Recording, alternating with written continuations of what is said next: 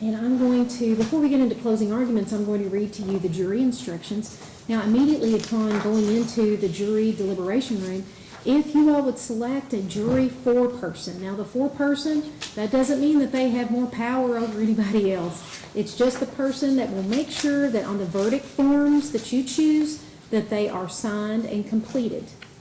You will also have these back there with you, as well as the exhibit that was entered. Instruction number 1, unanimous verdict. Immediately upon retiring to the jury room, you shall elect one of you to serve as foreperson. The verdict of the jury must be unanimous and be signed by one of you as the foreperson. You may use the forms provided at the end of these instructions for your verdict. Instruction number 2, presumption of innocence. The law presumes the defendant to be not guilty of the crime, and the citation shall not be considered as evidence against them. You shall find the defendant not guilty unless you are satisfied from the evidence alone, beyond a reasonable doubt, that the defendant is guilty. Instruction number 3, right to remain silent. Well, you testified. Instruction number 4, speeding 26 over.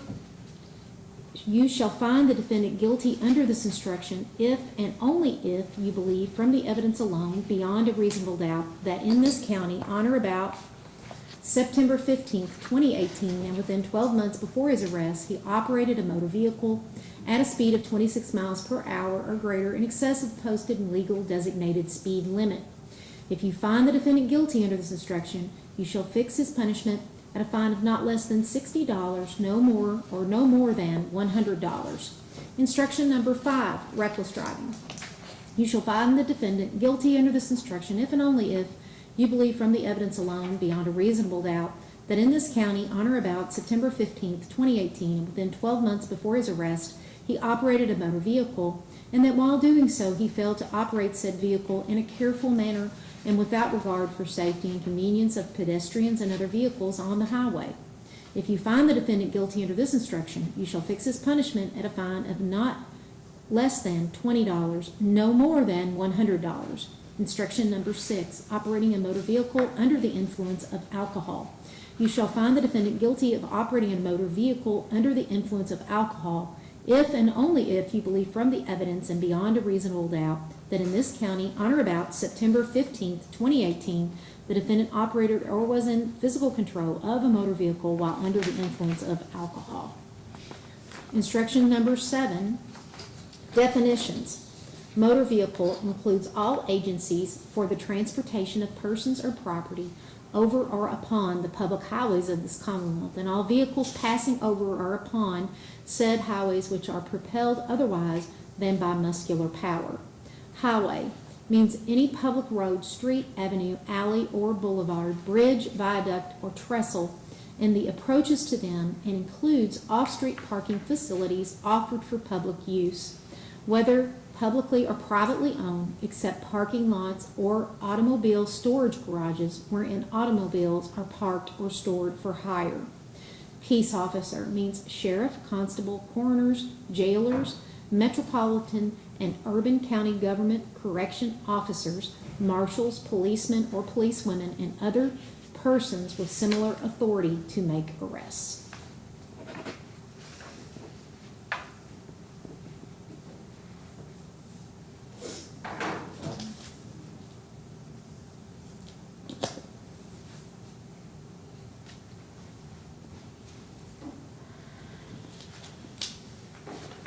And Mr. Forman. Thank you, Judge. Go ahead, please. I don't want to break something.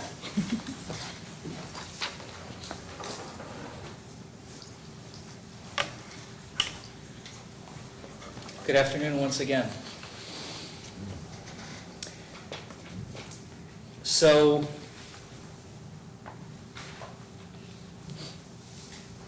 what can I say about this case? Like I said, it's an anomaly. It's not anything that I've yet to experience something like this. With a case where an individual is being accused of a crime, and we have zero real evidence to back it up.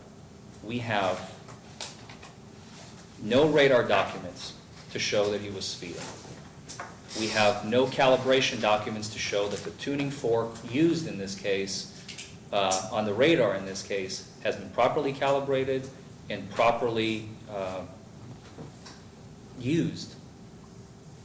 We have an officer who alleged there was a 911, somebody called 911 dispatch about a reckless driver. We have neither the the caller was subpoenaed, neither the tape was provided or played in open court to you all. They're saying it exists. Great, show it to us, bring it. We want to hear it. There's no video on either officer, not on their body. Sometimes they wear it on their head, sometimes it's on the shoulder, sometimes it's here. It's in the cruiser usually. Not only that, there's not one officer in the department in 2019 that has video equipment anywhere in the entire Mount Washington Police Department. Both officers testified to that.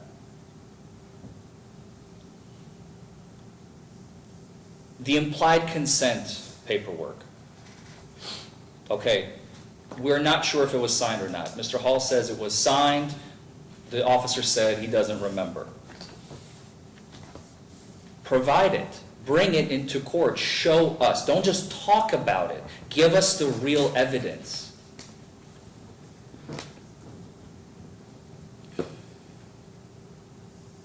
We also had a third officer, the sergeant that drove Mr. Lewis home. He never came to testify. He was there. He saw what happened. We never heard from him. Why?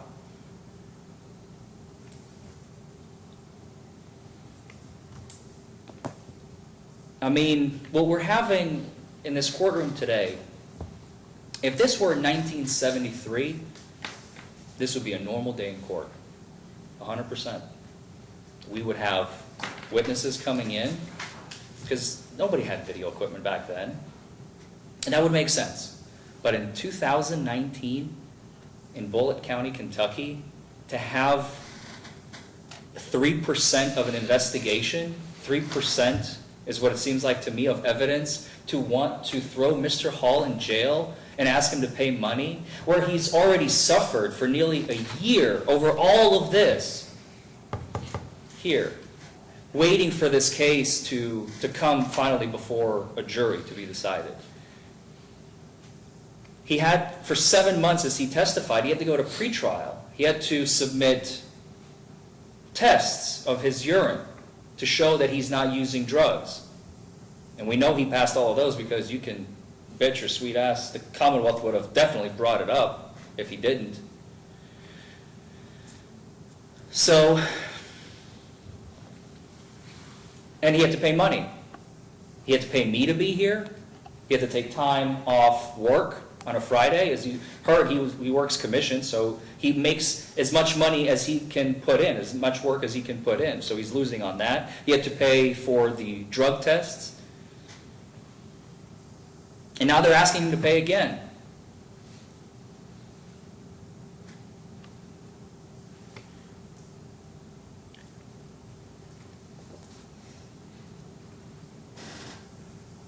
I'm just flabbergasted.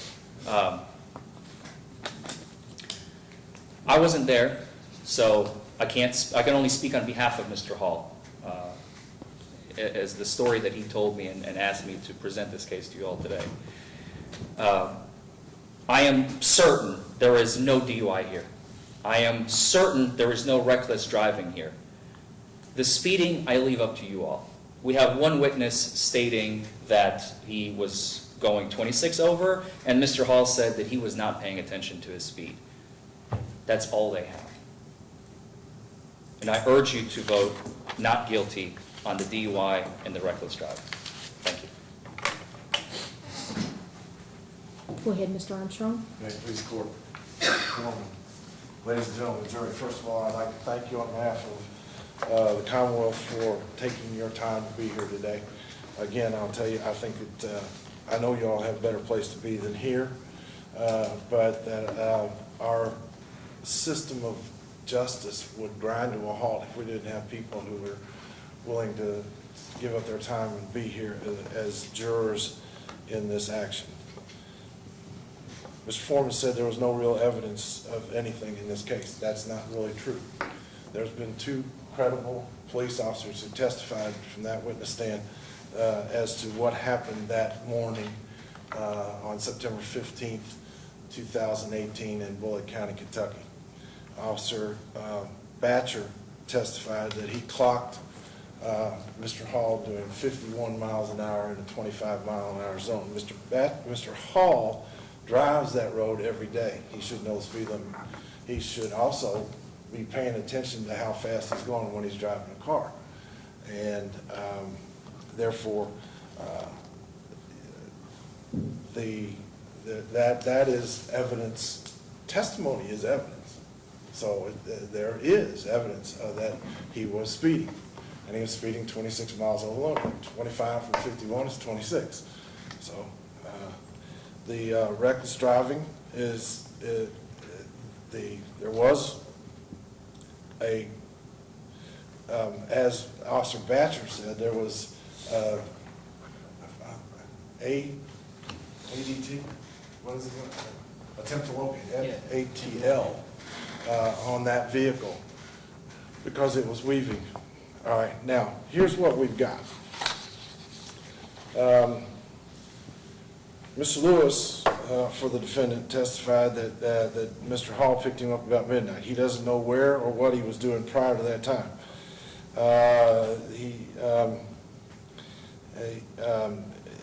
He testified that he had a drink, but that Mr. Hall did not at that time, but we don't know what Mr. Hall did before that. Mr. Hall says he worked from 6 a.m., or he got up at 6 a.m., he started work at 7, got off about 9,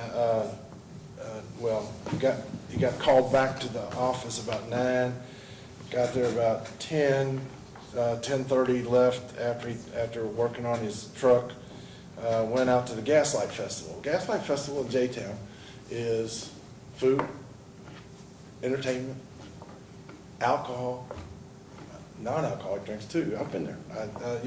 It's a nice place. But I asked him if anybody spilled alcohol on him while he was at the Gaslight Festival. He said no. So the question would be, why did 2 well-trained officers smell alcohol on his breath? It's also a question of why, when he got to the jail, did he not take the blood test that was offered to him? If he had no alcohol in the system at all, as he says, he's been working, he got up at 6 o'clock in the morning, had no alcoholic beverages all day, then why not take that test? That's the test that can that can be used to show I didn't have anything to do to have any alcohol in my system. He has submitted the drug test, which is fine. There's 10 different drugs on there that look for, but that's not what he's charged with.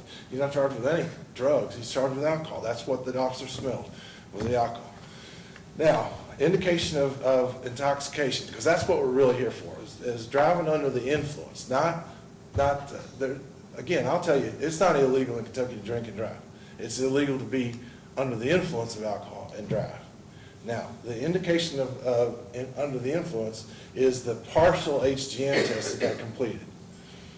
Officer Norris tested him first for medical problems. He wanted to make sure that there wasn't something wrong with him, or he would have called EMS. He would have called somebody to come look at him and see that he's okay.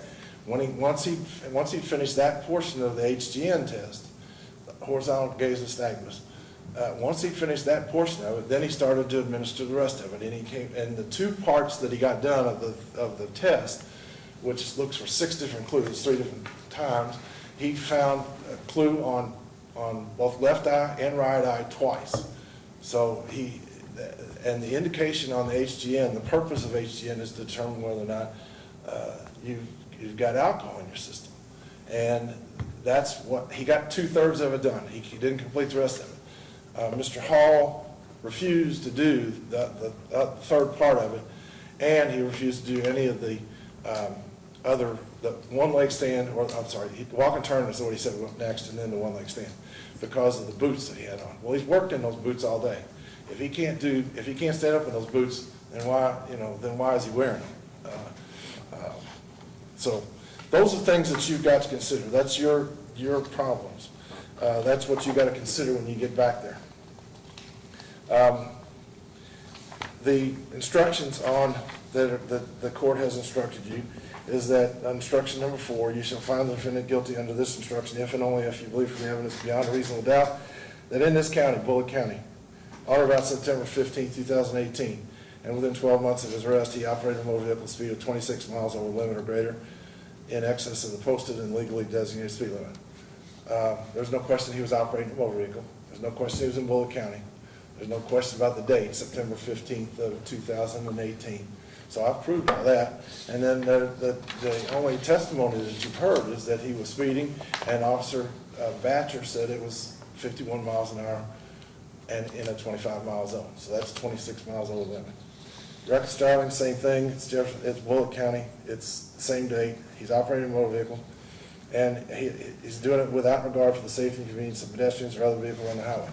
Now, the other vehicles on the highway can be a police officer, and they were going in opposite directions. So that in itself, I think we've proved that too.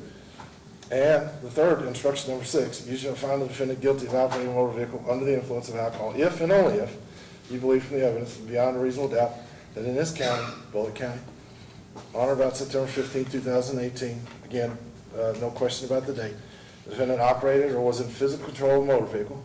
I think we've proved that. He even admitted that. And while he was under the influence of alcohol. So that's the question you've got to answer. Was he under the influence of alcohol?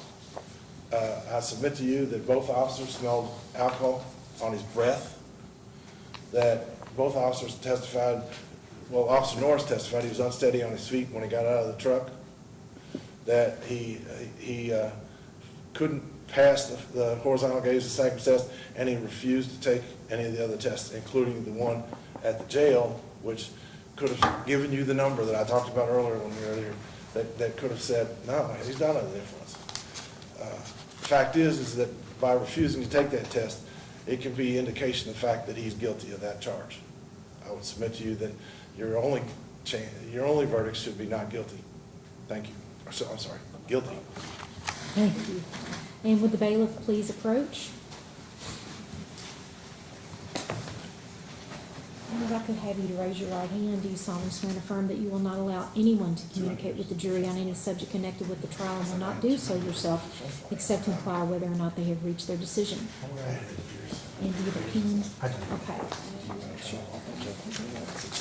There you go. All rise for the jury. You all are going to follow my bailiff right out this door.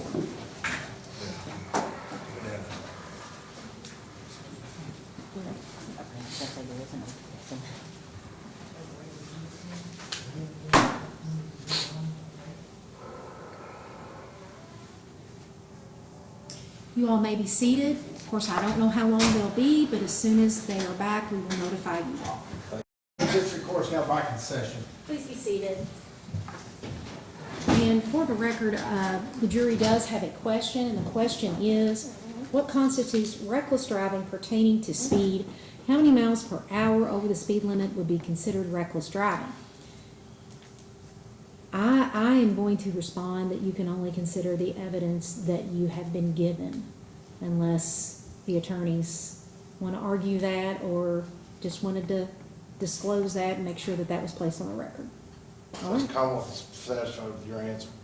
All right. Same with the defense judge. Thank you.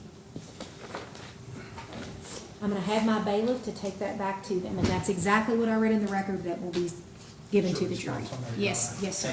All right. You all may be seated. And has the jury reached their decision? Yes, we have. And could you hand that to my bailiff, please? Forgot my other glasses.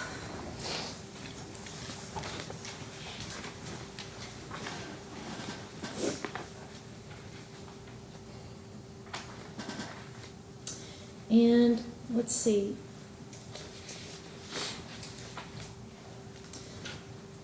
Under speeding 26 or greater, we, the jury, find the defendant, Edward Hall, guilty of speeding 26 or greater, and fix a punishment at a fine of $100. Under instruction number 5, We, the jury, find the defendant, Edward Hall, guilty of reckless driving under instruction number 5 and fix his punishment at $100. Under instruction number 6, operating a motor vehicle under the influence of alcohol. We, the jury, find the defendant, Edward Hall, not guilty of operating a motor vehicle under the influence of alcohol under instruction number 5. And you all may be seated. And is there any reason why I cannot discharge the jury at this point? Not for the defense, Judge. I would simply ask if they're willing, since they don't have to, if they would be willing to speak outside the courthouse once we all leave here. I would appreciate that. All right, I'll ask them. I don't have any objection. Okay, and you all you do not have to meet with the attorneys afterwards, but if you would like to, you can stick around outside of the courthouse. That is totally up to you. Thank you so much for being here today and paying attention to this. We have a wonderful system, and we need people like you that care about it. So thank you for your time and attention, and have a wonderful weekend, and be safe out there. All rise for the jury. Oh, is there anybody that needs a note for work? Because I can take care, we better take care of up here, Peggy.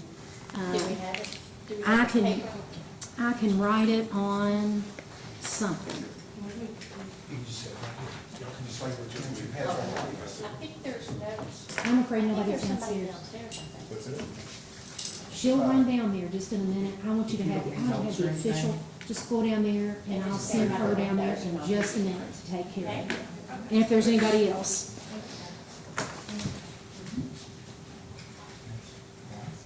Oh no, you can't take your jewelry with you, I'm sorry.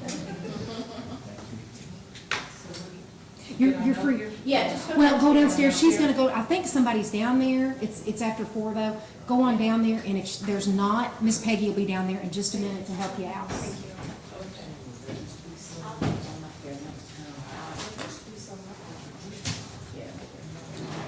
I think Katie probably has them in her little packaging, and we usually keep them over there. Yes. And you all may be seated.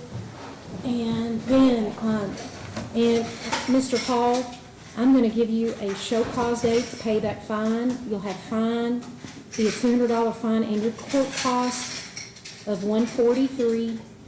And I'm gonna give you a show cause for that date to have that done. I'm also lifting the pretrial suspension, Thank you, Your Honor. and I will also release your bond if it hasn't been already.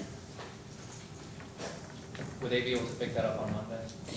No, what happens is the person that posted the bond will have to come, sign the bond paperwork, then they mail it to him. It takes about a week to get that money back. Okay, thank you. And I'm gonna give him a show cause date. I've written everything down for you, sir. That date's January 24th at 10 a.m. If you get that paid before that date, you do not have to return, but just keep in mind, if you fail to pay, you could face jail time. Any questions about any of that? No, Your Honor. Anything further to come before the court today on this? Your Honor, if we could have a copy of the order terminating the pretrial suspension. I don't have to have it right now, but if it could be mailed to my office. I would Yes, sir, we will mail that to his office, and I'll take that out so that my clerk is aware. Thank you, Your I Honor. can give it to him then. Oh, yeah, she'll give you a copy, she'll give you Oh, a yeah. copy right now. Thank you. And you all are excused. Thank you. Thank you, Your Honor.